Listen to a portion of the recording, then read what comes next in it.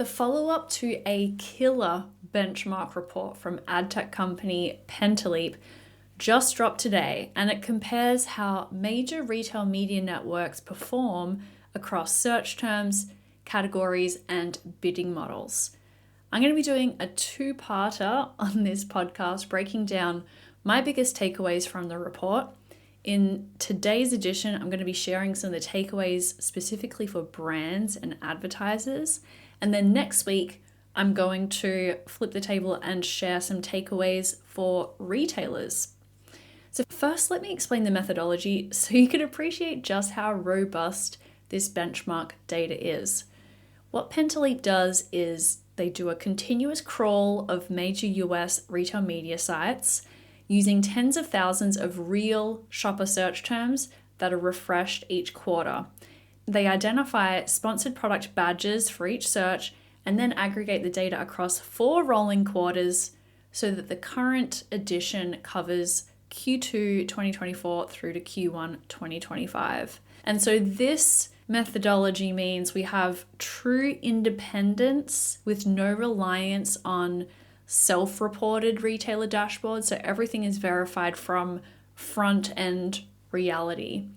And it gets into a lot of detail around slot level and word count views that expose nuances that retailers just don't surface to us at all. So it is a really unique view into how retailers do sponsored products on their own websites. You can access the full report today on Pentaleap's website.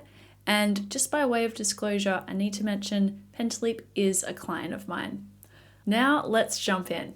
Good morning and welcome to the Retail Media Breakfast Club. I'm your host, Kiri Masters, and every weekday at 6 a.m. Eastern, I bring you candid and real discussions in the world of retail media and marketplaces in just 10 minutes. So bring your own cup of coffee and we'll get smarter about retail media together. Takeaway number 1. Show me where to test and scale. According to the benchmark, Amazon, Walmart, and Home Depot have mastered the art of inserting sponsored products on virtually every query they handle. So on Amazon, 99% of searches have sponsored products attached to them. Walmart and Home Depot, 97% of searches have sponsored product ads attached to them. And this ubiquity doesn't just mean higher impression volumes, it signals that these platforms have developed sophisticated relevance algorithms and that they're still able to keep shoppers engaged despite the high ad density. And so if you're a brand or advertiser, that means when testing new tactics, run them first on these mature surfaces because data is going to come back fastest with the higher ad load. The scale and sophistication of these retail media networks provide an ideal testing ground before rolling out campaigns to networks with lower ad density. Takeaway number 2, long tail resilience, a new quality metric.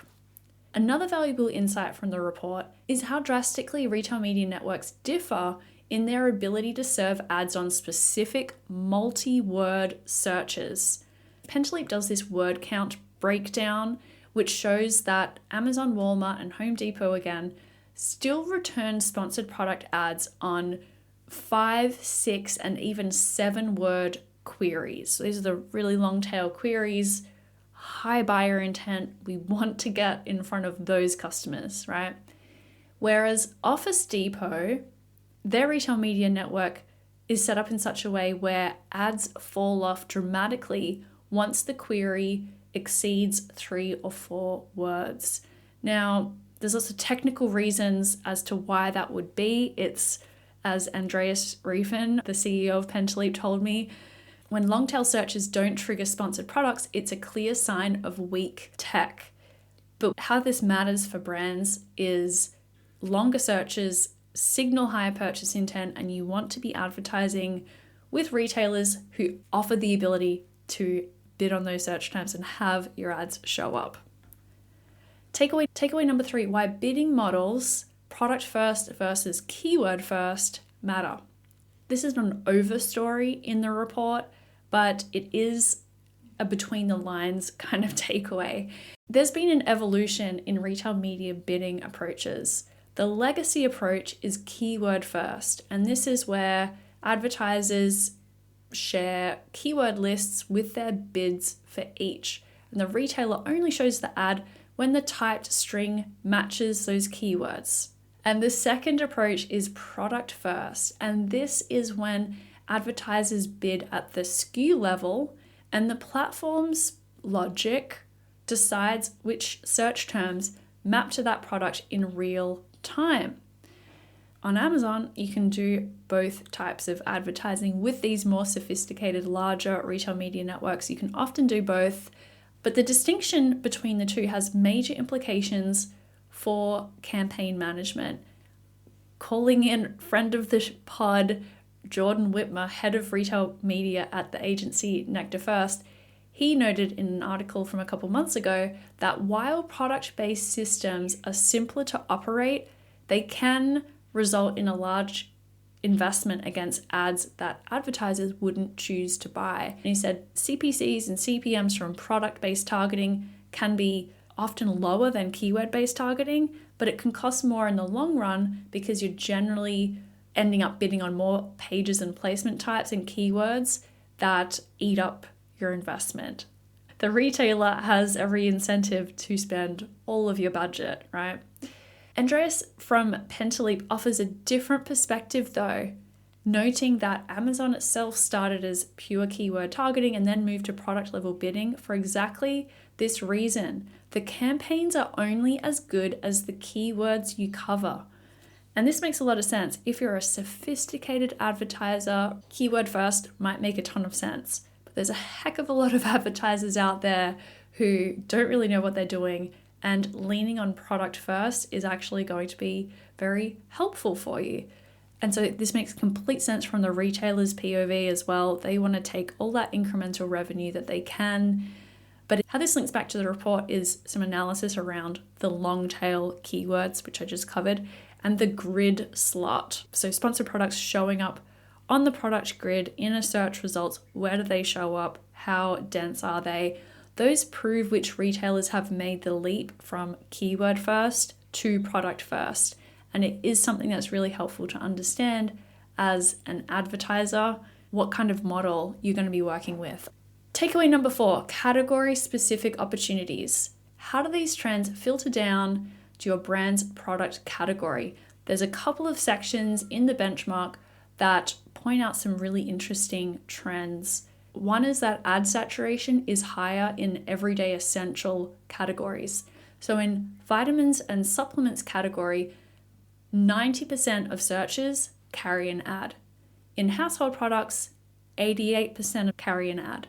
In dairy, 80% carry an ad, and snacks, 87% carry an ad. Brands in these categories face higher competition.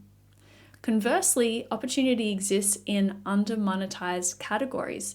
Even in Amazon's 99% coverage world, some subcategories remain lightly contested. So large appliances, in 61% of searches, there was still no ad. And in nail care, 54% of searches showed no ads. So for those challenger brands, these segments offer potentially cheaper clicks and outsized share of voice, provided your creative and landing pages are conversion ready. So the bottom line here, as retail media continues to mature, every edge counts. Understanding how things work from the retailer's side of things and what that technology stack looks like, it really impacts your outcomes as an advertiser. So I really encourage people out there on the advertiser side to dig into the tech stack, how it works, how to tell if a retailer is investing there. I've been spending the last few months about it. If I can get this into my brain, you definitely can as well. Thanks for tuning in. I'm going to cover the retailer takeaways next week. Thank you for subscribing, and catch you then.